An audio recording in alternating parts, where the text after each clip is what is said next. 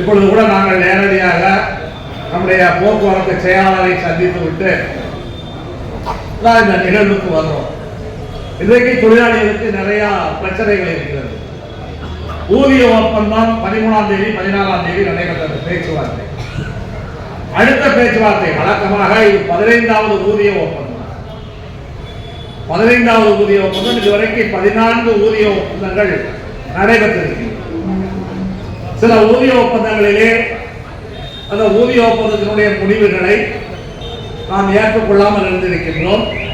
அந்த ஊதிய ஒப்பந்தங்களிலே நமக்கு பல ஆட்சேபனைகள் என்பது இருந்திருக்கின்றது.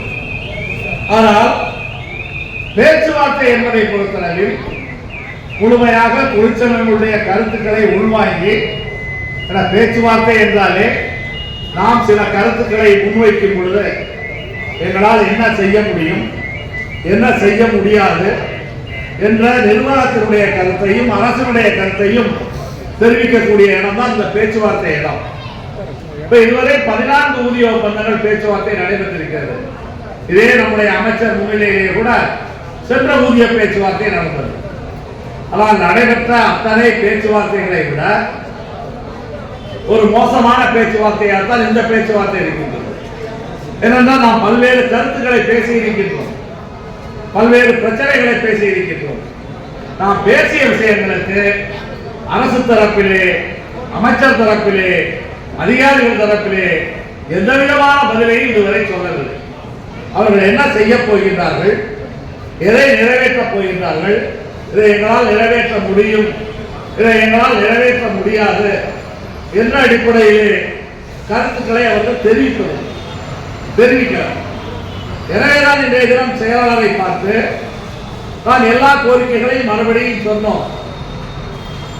இப்போ வரக்கூடிய மார்ச் மாதம் பட்ஜெட் தாக்கல் செய்ய இருக்கிறது. பட்ஜெட்டிலே இப்ப இந்த வருஷம் பட்ஜெட்டிலும் நம்முடைய பிரதானமான கோரிக்கையான வரவுக்கும் செலவுக்குமான வித்தியாச தொகை என்ற அடிப்படையில் அதற்கான நிதியை இந்த பட்ஜெட்டிலும் ஒதுக்காவிட்டால் நம்முடைய பிரச்சனைகளுக்கு தீர்வே கிடையாது. அது பணியில் இருக்கக்கூடிய தொழிலாளிகளுடைய பிரச்சனையாக இருந்தாலும் சரி, ஓய்வு பெற்ற ஊழியர்களுடைய பிரச்சனையாக இருந்தாலும் சரி, கழகம் மேம்படுவது என்ற பிரச்சனையாக இருந்தாலும் சரி, நம்முடைய பிரச்சனைக்கான பிரதானமான தீர்வு அரசாங்கம் நிதி கொடுக்க வேண்டும். நம்முடைய அத்தனை பிரச்சனைகளுக்கும் காரணம் என்ன? நிதிதான் பிரதானமான பிரச்சனை. நிதி கொடுக்க வேண்டும் என்று நாம் கோரிக்கை வைத்து இதே அரசாங்கம் அது நியாயமானதுதான், கொடுக்க வேண்டியதுதான் என்ற அடிப்படையிலே அரசாணையும் வெளியிட்ட பிறகு இதுவரை போக்குவரத்து கழகங்களுக்கு ஒத்த பைசா வரவில்லை. மின்சாரம் எரிகிறது. மின்சார வாரியம் ஒரு யூனிட் மின்சாரத்தை 12 ரூபாய் 13 ரூபாய்க்கு தனியார் மின் உற்பத்தியாளர்களிடமிருந்து வாங்கி ஒரு யூனிட் 5 ரூபாய் 6 ரூபாய் என்று வீட்டுகளுக்கு கொடுக்குது. கடைகளுக்கு ஒரு ரேட்டை வச்சு கொடுக்குறாங்க. ஆனாலும் கூட வாங்குற ரேட்டு 12 ரூபாய் 13 ரூபாய். அரசாங்கம் என்ன ரேட்டுக்கு மின்சாரத்தை வாங்குகிறதோ அதே ரேட் அடிப்படையில் நுகர்வோருக்கு, பொதுமக்களுக்கு மின்சாரத்தை விநியோகித்து பணம் பெற்றால் ஒவ்வொரு குடும்பமும் 8000 ரூபாய் 10,000 ரூபாய் மின் கட்டணம் செலுத்த வேண்டியது வரும். ஆனால் அரசாங்கம் குறைந்த விலையிலே நமக்கு மின்சாரத்தை கொடுத்துவிட்டு மின்சார வாரியத்திற்கு அதற்கான பற்றாக்குறை தொகையை கொடுத்து விடுகிறது. இதான் சிவில் சப்ளை கார்பரேஷன். கிட்டத்தட்ட ஒரு கிலோ அரிசி 35 ரூபாய்க்கு ஃபுட் கார்பரேஷன் ஆஃப் இந்தியாவில் இருந்து, இந்திய உணவு கழகத்தில் இருந்து ஒரு கிலோ அரிசி 35 ரூபாய்க்கு வாங்கி அதை சிவில் சப்ளை கார்பரேஷன் வாங்கி அது ரேஷன் கடைக்கு போகும் பொழுது விலையில்லா அரிசியாக கொடுக்கப்படுகிறது. ஆனால் சிவில் சப்ளை கார்பரேஷனுக்கு அரசாங்கம் முழு பணத்தையும் கொடுத்து விடுகிறது. நம்மை பொறுத்தளவில் ஒரு கிலோமீட்டர் ஓட்டுவதற்கு 60 ரூபாய் 70 ரூபாய் செலவாகிறது. வசூல் 30 ரூபாய் 35 ரூபாய் தான் ஆகுது. 25 ரூபாய் ஒரு கிலோமீட்டருக்கு இழப்பு ஏற்படுகிறது. இப்போ மின்சார வாரியத்திற்கு, சிவில் சப்ளை கார்பரேஷனுக்கு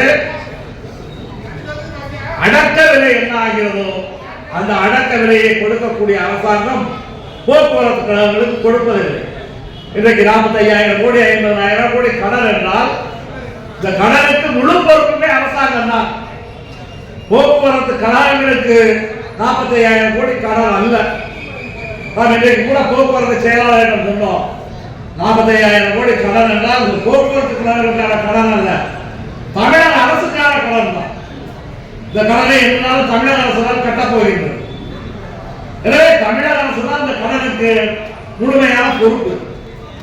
அந்த அடிப்படையில் இந்த பட்ஜெட்டில் இருந்தாலும் நீங்கள் வரவுக்கும் செலவுக்குமான வித்தியாச தொகையை கொடுங்கள். ஏற்கனவே இந்த அரசாங்கம் பதவியேற்ற உடனேயே நாங்கள் ஆலோசனை சொன்னோம்.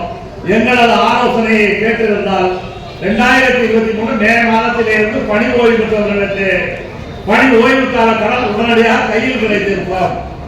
ஆனால் தொழிற்சங்கத்தினுடைய ஆலோசனையை அரசாங்கமோ அல்லது போக்குவரத்து கழக நிர்வாகங்களோ ஏற்றுக்கொள்ளவில்லை. இன்றைக்கு அரசாங்கத்தின் பணமில்லை என்று நீங்கள் சொல்கிறீர்கள்.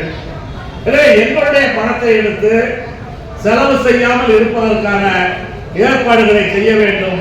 வரவுக்கும் செலவுக்குமான வித்தியாச தொகையை பட்ஜெட்டிலே வழங்க வேண்டும். அதுதான் ஓய்வு பெற்றோர் பிரச்சனைக்கு தீர்வு.